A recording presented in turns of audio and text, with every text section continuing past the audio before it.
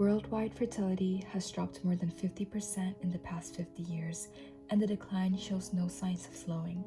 Professor Shauna Swan, a leading environmental and reproductive epidemiologist, has spent more than 2 decades studying the impact of environmental chemicals and pharmaceuticals on reproductive tract development and neurodevelopment.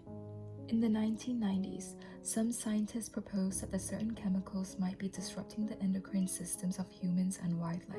That realization led to the discovery of endocrine disruptive chemicals found in BPA and phthalates, lurking in everything around us, from cosmetics, fast food, beverage packaging, carpets, and even toys. In people, EDCs have been linked to undescended testicles and urethra defects in men, and endometriosis and fibroids in women. Ovarian cysts have been associated with higher amounts of chemicals such as BPA in the body. Are toxic chemicals causing a fertility crisis? And so, 50 years from now, the oblivious college student, sweet but naive, continues to ignore the dangers of fast food consumption. Little did she know the government was implementing a separation between those who can reproduce and those who can't. Will we be separated based on our reproductive health? She had a peculiar eating habit. Fast food is my crutch, she would say. It was like a hit of dopamine for her. Every meal she would drag her friend with her, despite the disapproval look they would give.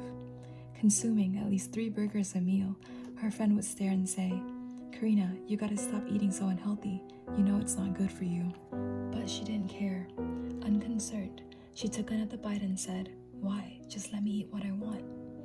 So defeated, her friend would only sit there and drink out of the plastic cups and straws, not knowing that it has the same effect, delivering endocrine disruptive chemicals into their body. Every week, she would find a way to get her hands on these ultra-processed foods that are packed with additives like oil, fat, sugar, starch, proteins, and sodium. She had a stubborn and persistent mindset on easy packaged food that checked her boxes of quick preparation and affordability. Like every other college student, she's just trying to save money. In and out again? Yeah, what's wrong with that? I'm still hungry. Have you been reading the stuff that the government's been sending out? Like what? Like how the FDA is saying that those things are full of endocrine disruptors? That's just propaganda. You believe in that? She thinks it's just propaganda. That's what makes her feel safe in her illusion. She doesn't seem to recognize the disconnect between objective reality and the information presented.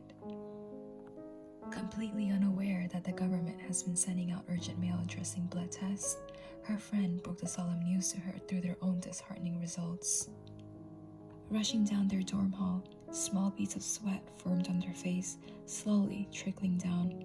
They were confused as to why they had been denied. What could that possibly mean? Their eyes immediately fixated on the In-N-Out bag, so infuriated that they knocked it over and said, Why do you keep eating this? What's wrong with you? Look at this. Look at this. They denied me. I don't know what that means. Oh my god. My brother, like years ago, was having problems with his fertility, and he got tested just like this. And he got denied too, and they took him away, and I don't know where he is.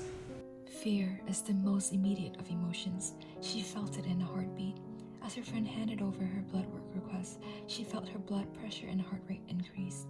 It was as if she could feel every inch and nerve in her body pumping the cortisol and adrenaline to try and distract her from the sensation. She took the letter home and read it more carefully, but she couldn't get rid of the pit stomach feeling where her fear was being repressed. Dear Ms. Lau, as the Director of Disease Control and Prevention, She knew immediately that she had to go get tested the next day. Flashbacks flooded back to every single time she would take a bite out of her burger, every box of red meat she would buy, and every time she didn't listen to her friend. Making dietary and lifestyle changes can help restore a healthy hormonal balance. A week later, walking back to her apartment with the test results in her sweaty palm, she nervously asked a mutual friend if they had seen Jay. Hey, have you seen Jared recently? The mutual friend replied that Jay hasn't been coming to class and that they reckoned it was due to the flu. Her pit stomach feeling came rushing back. Call it intuition or call it crazy, but she knew it wasn't due to any flu or cold. She sat there overwhelmed with fear, scrambled for her test results. Her behavior became hysterical and irrational even. She thought to herself, How is this possible? Jay has been warning me about all these disruptive chemicals in the food I eat, and my blood work is fine? How is this fair? Jay's been taken away and I'm improved? Is that what Jay meant when Day took her brother away for being infertile? Are they picking and choosing who can reproduce and sending away the ones who can't? So, what will happen to us when we're divided up solely on our reproductive system? How can we deem one's life to be more valuable than the rest just because they're able to reproduce? How will fairness come into play when 50 years from now, or even 100 years from now, humanity will have to survive on the chosen ones? Is our world becoming a dystopian society? We're continuing on so many technological advances that leads to this progress track of degradation in our ways of socialization. Dr. Shauna Swan discussed that motility and morphology has changed. There will be a delay in childbearing, sperm counts continuing to decrease, and pregnancies will continue to be exposed to phthalates. And so, our dating pool becomes smaller, so to survive, we can only depend on the fertile.